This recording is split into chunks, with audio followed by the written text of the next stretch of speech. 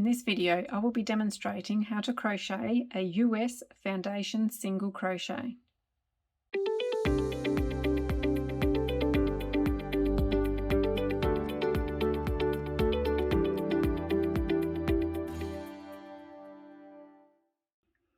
With a slip knot on the hook, chain 2.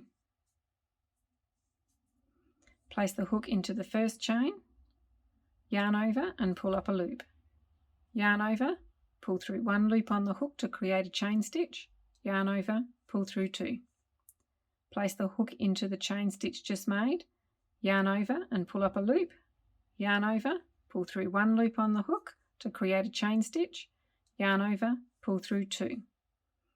Here it is again. Place the hook into the chain stitch just made, yarn over and pull up a loop, yarn over, pull through 1 loop on the hook to create a chain stitch, yarn over, pull through 2. And one more. Place the hook into the chain, yarn over and pull up a loop, yarn over, pull through 1 loop, yarn over, pull through 2 loops.